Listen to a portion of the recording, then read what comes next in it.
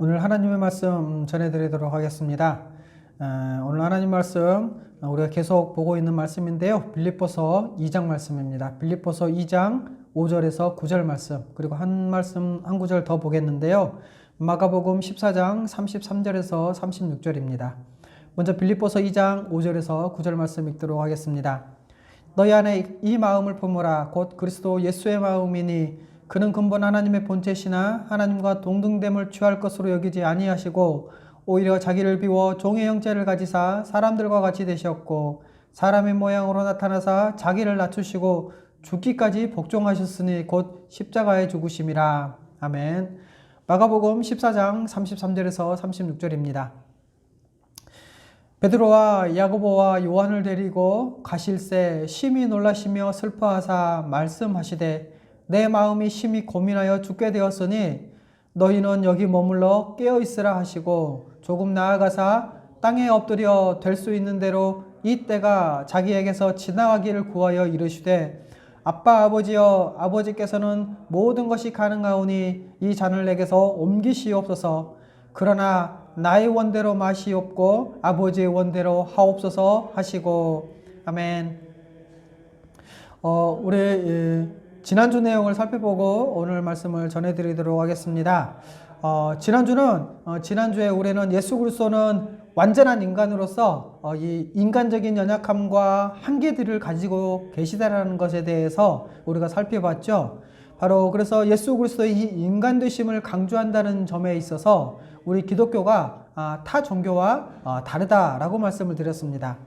먼저 예수 그리스도가 우리와 다른 점이 굳이 있다면 성령으로 잉태되었다라는 점이죠. 하지만 이것 외에는 우리 인간과 동일하게 출생하셨고요. 또 성장 과정을 다 겪으셨습니다. 그렇기 때문에 예수 그리스도 그분은 완전한 사람이셨죠.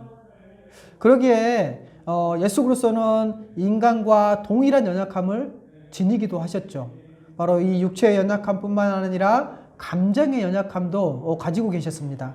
그래서 예수님은 지치기도 하셨고요. 또 피곤해 하셨고 굶주리기도 하셨고 목마르셨습니다. 특별히 죄 가운데 놓여서 이렇게 비참하게 살아가는 그 인간들의 참상을 보시면서 예수님께서는 비통해 하시고 또 괴로워하시고 울기도 하셨죠. 또 예수님이 예수님의 이 여러 처하신 그 정황들을 통해서도 예수님께서 완전한 인간 되심을 우리는 알 수 있습니다. 먼저 예수님의 이 주변 사람들, 특별히 예수님께서 자라신 고향 사람들이나 또 예수님의 형제들도 예수님을 인간으로만 보았다는 점에서 또 예수님은 완전한 사람으로서 인간과 동일한 시험을 받으셨다는 이런 점에서 예수님께서는 완전한 인간이심을 알 수 있죠. 그런데 예수님이 당하신 이 모든 것은요, 바로 우리를 구원하기 위해 당하신 그분의 연약함과 고난의 삶의 과정이었다라는 것입니다.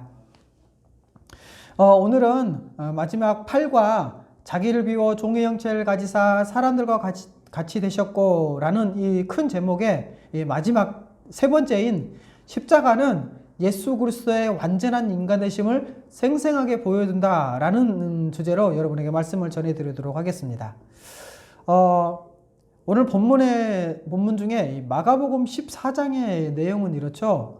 예수님께서 십자가의 죽음을 앞두고 그분이 어떤 죽음을 죽으셔야 했는지를 너무나 잘 아셨기 때문에 그분의 상태는 바로 심히 놀라시며 슬퍼하셨고 또 죽을 만큼 심각하게 고민하셨다는 겁니다.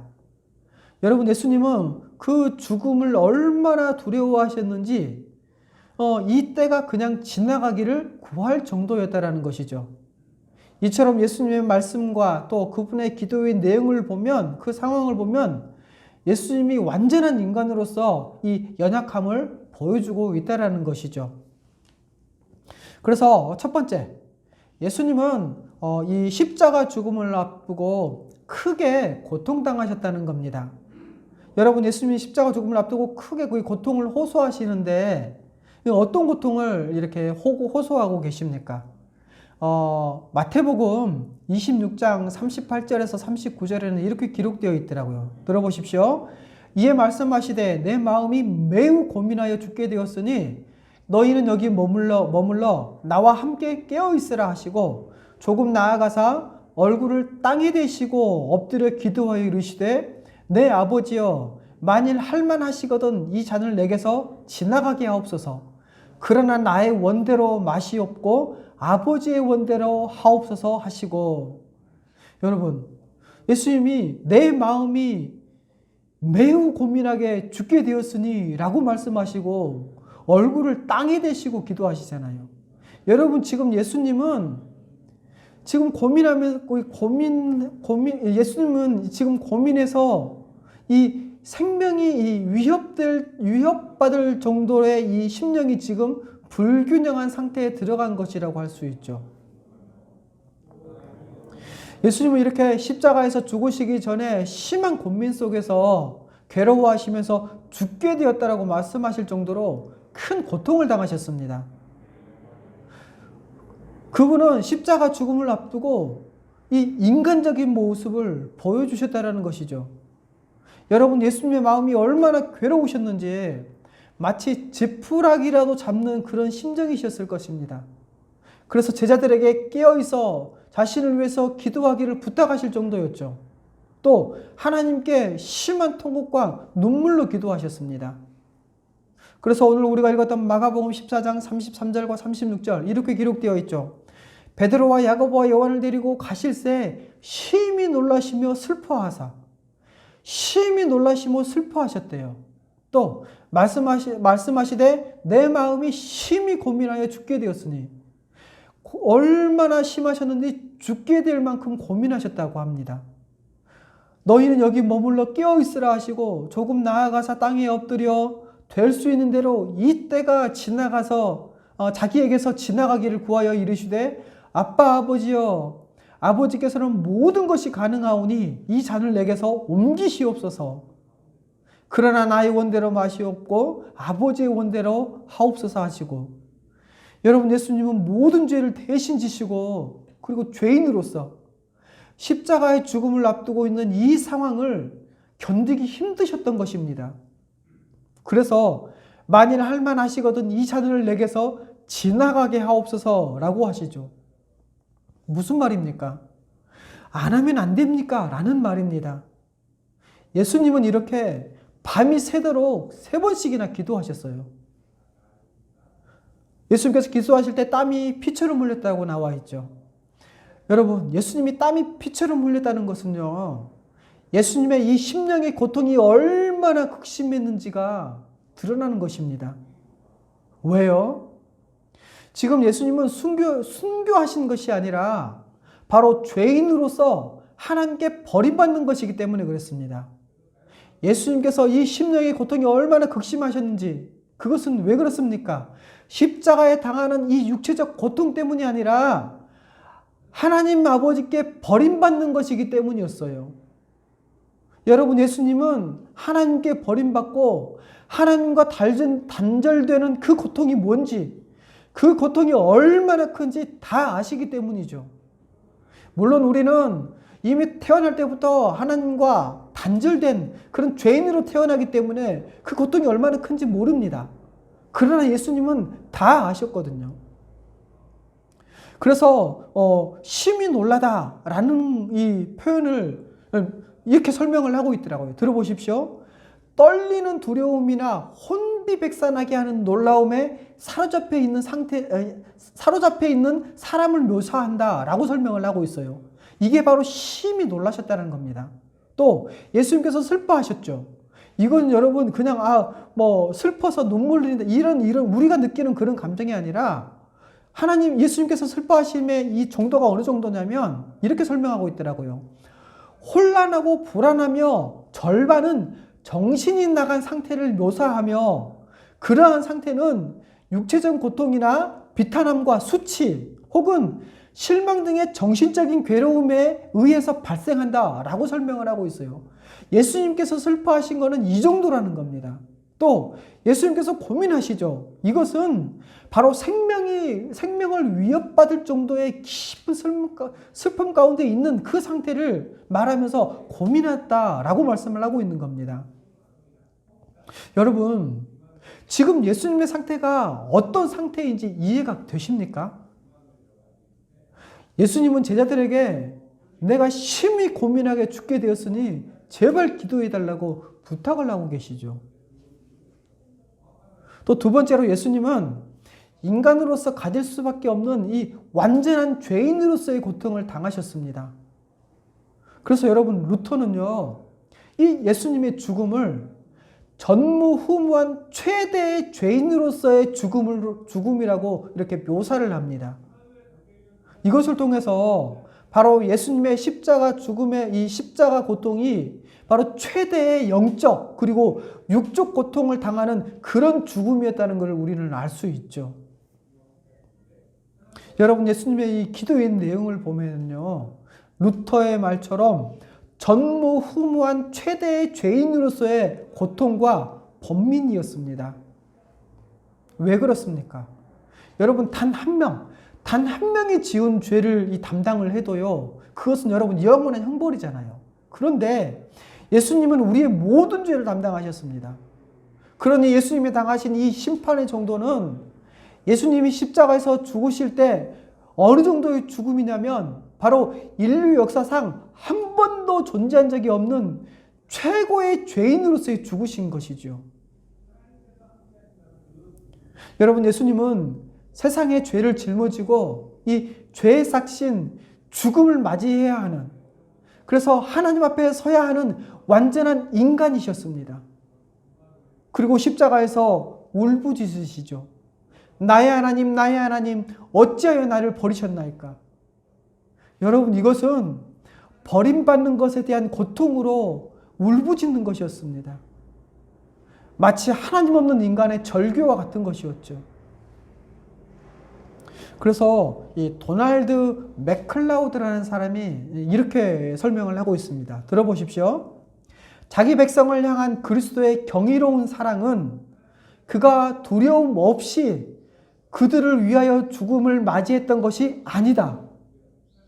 그가 그들을 위해 두려움에 떨면서 죽음을 맞이했다는 사실에 있다. 그는 사랑으로 저주를 받아들이셨다. 이게 바로 도널드 맥클라우드의 설명입니다. 여러분, 죄의 저주를 받는 것에 대해서 극도로 두려워하면서 죽음을 맞이했다는 것입니다. 예수님은 이것을 감수할 정도로 우리를 사랑하신 것이죠. 그리고 그 사랑으로 저주를 받아들이셨습니다. 그 어마어마한 저주를요. 그래서 루터는 이렇게 설명합니다.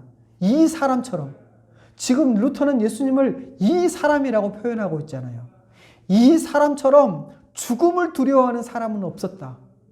이 세상의 어느 누구보다도 예수님이 가장 죽음을 두려워했다라는 것입니다. 여러분, 생각해 보십시오. 어떤 사람이 불신자인데 그 사람이 자기에게 내려질 이 죄의 형벌이 어떤 것인지 빤히 알면서 죽어갈 때 그것을 감히 그 사람이 감당할 수 있을 것 같습니까? 영원한 심판이 뭔지 정확하게 체감하고 분명하게 감정적으로 느끼고 죽을 때 그 사람이 어떤 죽음을 죽겠습니까? 얼마나 고통스러워하면서 죽겠습니까? 여러분, 예수님은 십자가상에서 육체적인 뿐만 아니라 영적인 고통을 다 당하셨습니다. 그것은 죄인이 바로 하나님의 저주를 받을 때 받는 그런 모든 고통이었죠. 만일 예수님이 완전한 사람이 아니라면 이 고통을 말한다는 것은 아무런 의미가 없겠죠. 더군다나 여러분, 예수님은 믿는 모든 사람들의 죄를 담당하셔서 그 형벌을 받으신 것이기 때문에 한 죄인이 받는 이 형벌의 고통보다 훨씬 더 큰 그런 고통이셨습니다. 이것은 여러분, 우리의 상상을 뛰어넘는 것이고요. 예수님께서 왜 십자가 죽음을 앞두고 이 죽음을 죽으시기 이전에 그토록 큰 고민을 하셨는지 알 수 있는 대목이기도 하죠. 세 번째로, 그런데 사람들은 흔히 예수님의 이 십자가 고통을 생각하면서 예수님은 하나님이시니까 그래도 잘 견디시고 참을만 하셨을 것이라고 생각을 하는 사람도 있습니다. 그런데 여러분 이렇게 생각을 한다면요, 그 사람은 실제적인 가hen설 신봉자라고 할 수밖에 없습니다. 여러분 이런 생각은 어떤 위험을 초래할까요? 예수님은 하나님이시니까 그 십자가상에서 당하는 고통은 별거 아닐 것이다. 여러분, 예수님께서 십자가에서 고통을 당하신 이 십자가 고통에 대한 묵상은요, 예수님의 완전한 인간 되심을 전제로 해야만 이해가 됩니다. 믿을 수가 있다는 것이죠. 가hen설에 대해서 제가 지난주에 설명을 드렸죠. 이 가hen설은 물질을 악하다고 간주하고요. 그렇기 때문에 이 예수님의 완전한 인간으로서의 삶의 의미, 그리고 또 십자가에서 이 죽음의 의미를 제대로 이해하기 어렵습니다. 그렇기 때문에 이 실제적인 가hen설 신봉자들이 믿고 있는 예수님은 하나님이시니까 그 십자가상의 고통은 별거 아닐 것이라 라고 생각하는 그것으로 나타나는 이 나쁜 결과는 뭐냐면 바로 예수님의 대속적 죽음의 의미를 제대로 이해하지 못한다는 것이죠. 왜? 예수님 완전한 인간으로서의 삶의 의미도 그리고 십자가상의 죽음의 의미도 제대로 알기 어렵기 때문에 그렇습니다. 예수님이 당하신 육체적 그리고 정신적 그리고 이 영적 고통을 제대로 이해하지 못하기 때문에 그분이 받으신 이 죄의 형벌의 고통과 이 죽음에 대해서도 생각할 계기를 얻지 못한다는 것이죠. 여러분 예수님이 이렇게 완전한 사람으로서 우리와 동일한 이 죄의 유혹과 또 그 시험의 강도를 받으셨다는 것을 우리가 알 때, 그것을 믿을 때 예수님이 성취하신 의가 완전한 의이고요. 이 우리의 것으로 예수님께서 이루신 그 의를 우리의 것으로 간주해 줄 수 있는 그런 의라는 것이 드디어 알고 믿을 수 있는 것입니다.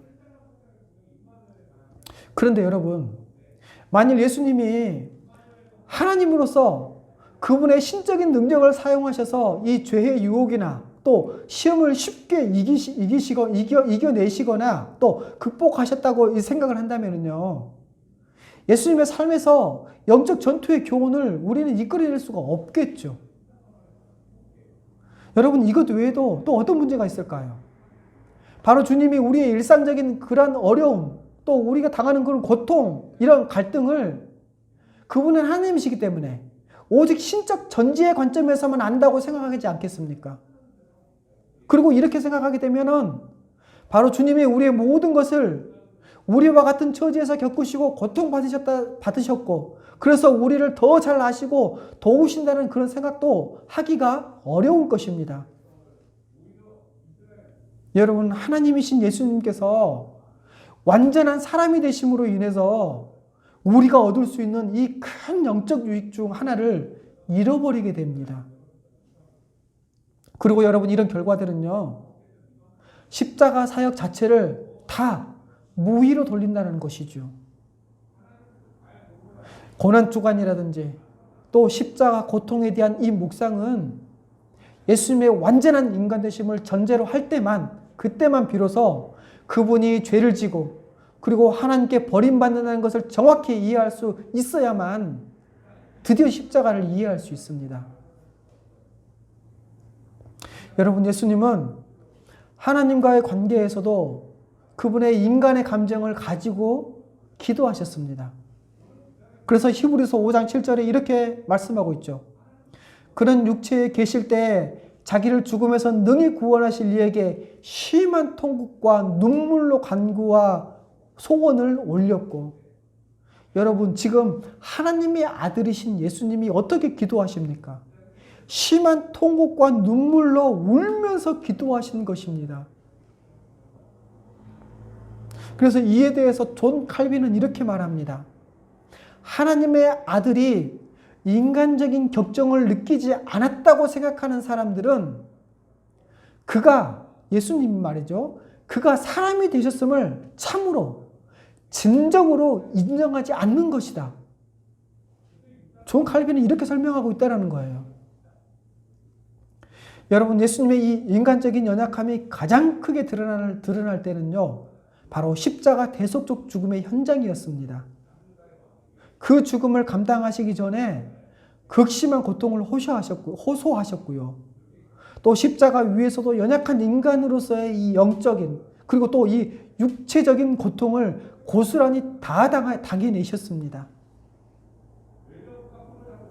그런데 만일에 예수님께서 이 모든 고통을 피하기 위해서 그분의 신적인 능력을 사용하셨다면 예수님은 인간으로서 죽은 것이 아니기 때문에 그분의 죽음은 우리를 대신한 죽음이 될 수 없을 것입니다. 여러분, 예수님은 완전한 인간으로서 우리 인간이 당할 모든 고통을 그 십자가 위에서 다 담당하셨습니다. 아니, 그 이상이었겠죠. 예수 그리스도는요, 여러분, 예수 그리스도는 하나님 아버지께 버림받는 고통이 어떤 것인지 다른 어떤 인간보다도 더 분명히 알았기 때문에 더 큰 정신적 그리고 영적 고통을 당하셨던 것입니다. 뿐만 아니라 모든 인간의 죄로 인해서 십자가에서 그 고통을 당하신 것이기 때문에 그분이 받은 고난은 다른 어떤 인간들의 이 당하는 그 고통과도 비교할 수 없었고요. 이 땅에 존재하는 어떤 말로도 다 표현할 수 없을 것입니다. 여러분, 이분이 바로 우리 주 예수 그리스도이십니다. 묵상과 적용입니다. 첫 번째, 하나님이신 예수 그리스도께서 우리를 위해 자기 영광을 버리고 비천한 인간의 몸을 입으셨습니다. 여러분, 예수 그리스도의 인간됨 그 자체는 말로 다 할 수 없는 예수님의 자기 비하입니다. 성자 예수님의 자기 비하셨습니다. 근데 예수님의 이 자기 비하에는 두 가지 측면이 있죠. 하나는 뭐냐? 하나님의 본체의 영광을 취하지 않으셨다는 것이고요. 또 하나는 종의 형체를 가지셨다는 겁니다.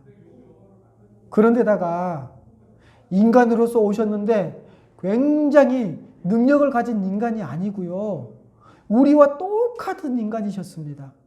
그래서 나중에 예수님의 이 공생의 일을 하시는 것을 보고 예수님의 형제들도 놀랄 정도였잖아요. 또 예수님은 이 연약한 인간으로 사셨고요. 연약한 인간으로서 죽음에 이르기까지 고초를 겪어내셨습니다. 여러분, 예수 그리스도를 그래서 우리는 바로 알고자 한다면요. 그분의 인간됨과 또 그분의 생애를 우리는 묵상해야 합니다.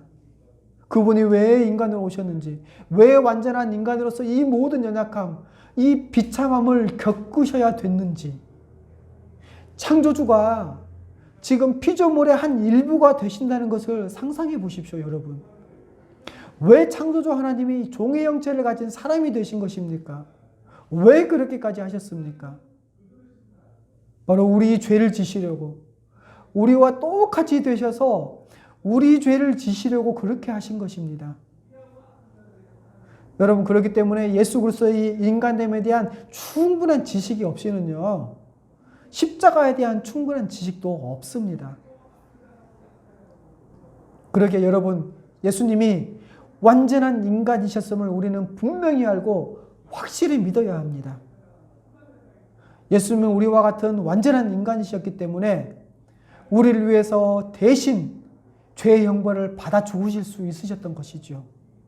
예수님의 십자가 형벌 대속적 죽음은 바로 우리를 위한 것이었습니다. 그러기에 우리의 죄는 완전히 사함을 얻은 것이지요. 또한 예수님은요, 우리와 같은 완전한 인간으로서 이 죄와 싸우고 또 하나님께 완전히 순종하셔서 하나님 앞에서 완전한 의를 이루셨던 것입니다. 다시 말해서 여러분, 예수님의 의는 완전한 인간의 의이고요.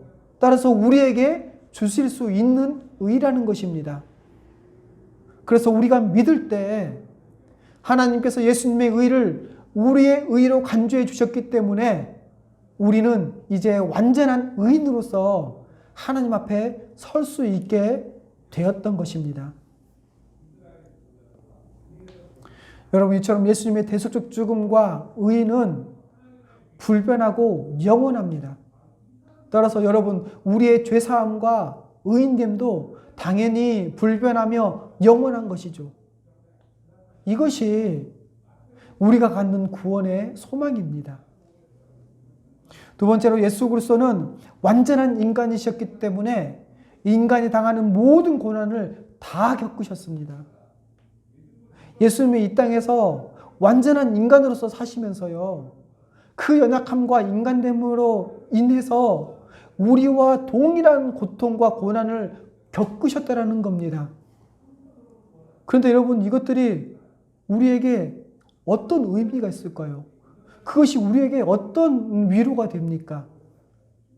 여러분, 예수님은 인간이 당한, 우리가 당하는 그러한 일반적인 연약함 가운데 예수님도 동일하게 계셨다는 겁니다. 아니, 오히려 그분의 생애는요, 어떤 인간이 겪을 수 있는 최대의 것보다도 훨씬 더 큰 고통이셨을 겁니다. 왜냐하면 그분은 그리스도이시기에 더 큰 고난을 당하셨던 거거든요. 이 땅에서 예수님이 사시는 동안에 겪었을 그 모든 고난과 이 고통에 대해서 우리가 다시 한번 생각해 보십시다.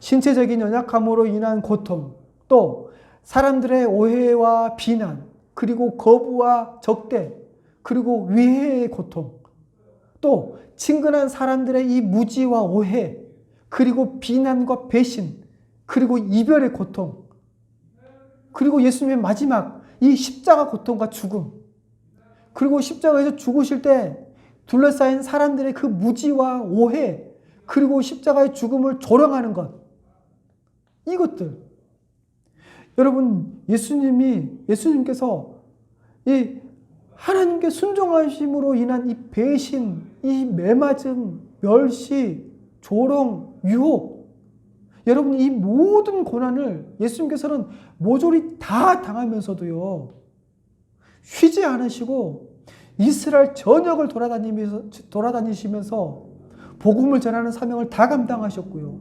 제자들과 예수님을 따르는 무리를 다 가르치셨습니다. 그리고 이 모든 과중한 업무를 다 해내셨죠. 하지만 이것과는 비교할 수 없는 고난은 조금 전에 말씀드렸던 바로 십자가였습니다. 십자가는 모든 인간의 고난을 뛰어넘는 가장 극심한 고통이었습니다.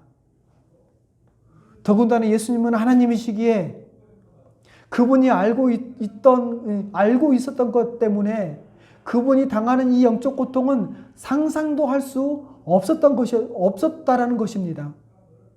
왜 그렇습니까? 영원토록 한 번도 분리된 적이 없던 이 영원하신 성자 하나님이 지금 성부 하나님과 분리되는 고통을 겪으시고요, 또 성부 하나님도 동일한 고통을 당하셨다는 것입니다. 그런데 여러분, 로마 카톨릭에서는 이 예수님의 육체적 고통을 상당히 강조합니다. 그래서 신부들도 고행을 하면서 마치 그것이 그리스도의 고통에 동참한다고 생각을 하죠. 그리고 이런 행위로 보상되고 보석이 된다고 가르칩니다. 그런데 안타까운 것은요, 일부 교인들도 금식하는 것이 마치 예수님의 고통에 동참하는 것이냐 오해를 하고 있다는 것이죠. 여러분, 하지만 성경을 보면 예수님이 당하신 고통은 육체적 고통에 초점이 맞춰져 있지 않다는 것입니다. 그래서 우리 개신교는, 우리 기독교는 하나님께 버림받는 예수 그리스도의 고통, 죄의 형벌을 당하시는, 그래서 영원히 하나님과 분리되어지는 이 고통에 대해서 더 강조하고 있다는 것입니다. 여러분, 그러므로 우리 주 예수 그리스도는, 우리 주님은 우리의 모든 어려움과 고통을 다 아시고 우리의 본이 되시고 위로가 되십니다. 완전한 인간이신 우리 예수님은 모든 연약함과 고난에도 불구하고 이 땅에서 죄를 범하지 않으셨다는 것이고요, 또 하나님의 뜻에 완전히 순종하셔서 하나님 앞에서 완전한 의를 이루셨다는 겁니다. 이처럼 이 모든 것을 이겨내시고 이루신 우리 주님이 지금 이곳에 우리와 함께 계시고 힘을 주신다면, 여러분, 우리는 어떻게 살 수 있겠습니까? 어떤 것을 기대할 수가 있겠습니까?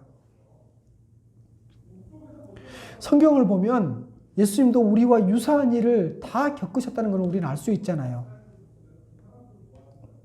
그런 예수님이 완전한 인간으로서 이 땅에 사시면서 모든 죄를 물리치시고 하나님께 순종하셨고, 그렇기 때문에 우리도 우리 주 예수 그리스도의 이 도우심을 받는다면, 도우심이 있다면 죄와 싸워 이기고요, 하나님께 순종함에 의의 길을 걸어갈 수 있다는 것입니다. 이것이 바로 그리스도 안에 있는 자, 그리스도 안에 있는 자의 승리이고요, 기쁨이고요, 확신이요, 소망이라는 것입니다. 여러분, 그리스도 안에 있는 존재는요, 그리스도의 모든 것을 받은 존재일 뿐만 아니라 우리 주 그리스도 예수 그리스도께서 받으신 그 신분적인 특권도 우리에게 있다라는 겁니다. 우리도 그 특권을 받은 존재라는 것이죠. 그래서 예수님이 죄와 싸워 이길 때 사용하신 그 모든 성품과 자질들, 또 하나님께 순종하시면서 더욱 붙잡았던 그분의 믿음과 사랑, 그 모든 거룩의 인격을 우리가 거저받아 누리고 이 땅에서 살아간다는 것입니다. 죄와 싸워 이길 수 있다는 것이죠. 아니, 죄와 싸워 이길 수밖에 없는 그러한 삶이라는 것을 우리는 믿어야 한다는 것입니다. 여러분, 이것을 이 관계적 차원에서 말하면요, 바로 예수 그리스도가 성령으로 임하셔서 항상 우리와 동행한다는 의미입니다. 여러분 생각해 보십시오. 우리 주님께서 우리와 항상 함께 계시면서 인도하시고, 또 지혜를 주시면서 순종하도록 격려하시고, 순종할 수 있도록 마음에 소원을 두시고, 순종할 때는 큰 기쁨과 확신을 주시고, 그리고 무슨 일을 하든지 잘 감당할 수 있도록 능력과 담대함을 주신다는 것은, 여러분, 우리가 생각만 해도 말로 다 할 수 없는 은혜고 놀랍고 감격스러운 일이 아닐 수가 없습니다. 여러분, 바로 이것이 천국이 아니고 뭐겠습니까?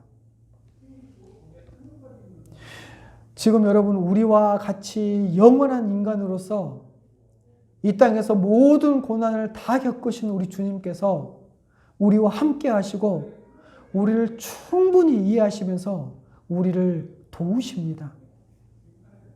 여러분, 어렵고 또 심령이 괴로울 때 우리와 똑같이 모든 일을 겪으신 예수님께 나아갑시다.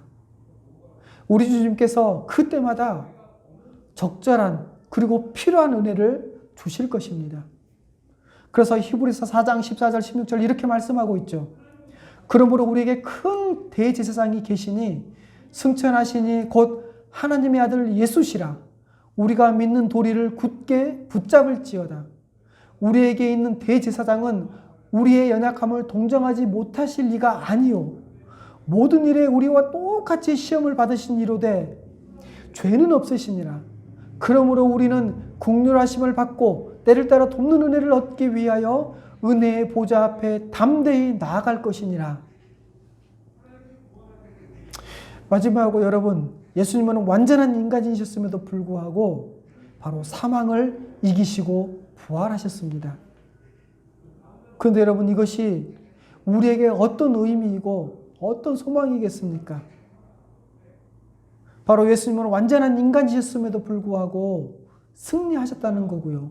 더 나아가서는 부활에 이르셨고, 그래서 우리에게 소망이 되신다는 겁니다. 그래서 빌립보서 3장 20절에서 21절 이렇게 말씀하고 있죠. 그러나 우리의 시민권은 하늘에 있는지라. 거기로부터 구원하는 자 곧 주 예수 그리스도를 기다리노니 그는 만물을 자기에게 복종하게 하실 수 있는 자의 역사로 우리의 낮은 몸을 자기의 영광의 몸의 형체와 같이 변하게 하시리라. 여러분, 예수님은 완전한 인간이셨습니다. 또한 우리의 죄를 다 대신 지셨죠. 그렇기 때문에 예수님에게 가장 무거운 인간적 짐은요, 바로 죽음이었습니다. 예수님은 십자가상에서 하나님으로서 죽지 않으시고요, 인간으로서 죽으셨다는 것이죠. 왜냐하면 신은, 하나님은 죽지 않거든요. 그런데 여러분, 예수님은 죽으시고 부활하셨습니다. 예수님은 죽는 것도 예수님의 인성이셨고요. 예수님이 부활하신 것도 그분의 인성이었습니다. 다시 말하면 인류 역사상 한 번도 있었던 적이 없던 일이 일어나는 것이죠. 바로 사람이 죽었다가 부활했다는 것입니다. 그것도 다시 죽을 연약한 몸이 아니라 영원하고도 영광스러우며 신령한 몸으로 부활한 것이죠. 여러분, 그러니 예수님께서 완전한 인간으로서 부활하셨다는 것이 우리 인간에게 가장 큰 소망이 된다는 것은 말할 것도 없죠. 왜 그렇습니까? 바로 우리도 예수님처럼 부활할 가능성이 주어졌다는 것, 그것 때문이죠. 여러분, 예수님 안에서 그분의 부활 생명의 이 비밀과 그 원천을 공유하면은요, 우리도 영광스러운 부활에 이를 것입니다. 우리는 이미 이것을 예수님을 믿음으로 그분 안에서 영생을 얻는 것이라는 것을 이미 배워서 알고 있잖아요. 여러분, 그리스도 안에서 승리가 바로 우리의 것입니다. 그리고 우리도 몸의 부활의 소망이 있을 것입니다. 그런데 더 놀라운 것은 이 예수님의 부활 생명은 앞으로 주어질 내세에 완전하게 나타나기도 하지만 지금도 이 예수님의 부활 생명은 지금도 믿는 신자에게 나타난다는 것입니다. 그것으로 인해서 영이 살아나는 것이죠. 여러분, 영이 살아났다는 말이 무슨 말입니까? 이제 새 마음으로 하나님을 섬기고 주님과 교제할 수 있는 그런 새로운 존재, 새 사람이 되었다라는 말입니다. 여러분, 예수님이 완전한 인간이셨다는 이 진리는요, 복음과 우리의 구원 교리를 이해할 때 가장 기본이 되는 것 중에 하나입니다. 이 진리의 중요성과 이 내용을 우리가 풍성히 살피고 깊이 묵상할 때 여러분, 우리의 구원의 가치와 그 확고함에 대해서 더더욱 충분히 이해할 수 있을 것입니다. 여러분, 이 같은 예수님의 인간 되심을 통해서 그분의 자기 비하, 그분의 겸손과 희생을 우리가 알 수 있을 뿐만 아니라 우리를 향하신 그분의 사랑도, 그분의 섬김도 우리는 알 수 있습니다. 더욱이 우리에게 위로가 되는 것은요, 그분이 우리의 연약함과 고난과 이 고통을 충분히 아시고 공감하신다는 사실에 있다라는 것이죠. 심지어 여러분, 우리가 말하기도 부끄러운 그러한 사소한 것까지도 우리 주님이 다 아시고 이해해 주시고 힘을 주셔서 위로하시는 분이 바로 우리 주 예수 그리스도이십니다. 왜냐하면 그분은 우리가 겪는 모든 인간적 연약함을 다 살아내셨기 때문에 그렇죠. 그러니 여러분, 어찌 그분께 우리가 나가지 않을 수 있겠습니까? 그러나 여러분, 다른 한편으로는 그분은 인간적인 이 연약함을 가지셨음에도 불구하고요, 악한 세력의 이 유혹을 이기시고, 그래서 하나님의 뜻을 완전히 순종해서 완전한 의를 이루셨다라는 겁니다. 이 같은 예수님께서 이루신 의와 거룩을 우리에게 주시고 우리를 능력 가운데 인도하시는 분이 바로 우리 예수님이시니, 여러분, 우리도 역시 그렇게 살 수 있다라는 기대가 있지 않습니까? 우리도 그렇게 살 수 있다고 기대할 수 있다라는 것이죠. 또 그분은 완전한 인간이었음에도 불구하고요, 사망을 이기시고 부활하셨습니다. 여러분, 이것만큼 우리의 부활 소망을 확실하게 믿게 만드는 것이 또 어디 있겠습니까? 여러분, 이 모든 사실을 알 때 우리는 우리 주 예수 그리스도를 더 사랑하고 감사하고 예배할 수 있습니다. 여러분, 십자가 대속적 죽음만이 아닙니다. 그분이 우리를 위해 포기하신 것, 취하신 것, 그리고 우리에게 본이 되고 위로가 되시고 소망이 되신 이 모든 것은 우리의 찬양과 예배를 더 풍성하게 한다라는 것이지요. 여러분, 예수 그리스도는, 우리 주 예수 그리스도는 우리의 모든 것이 되십니다.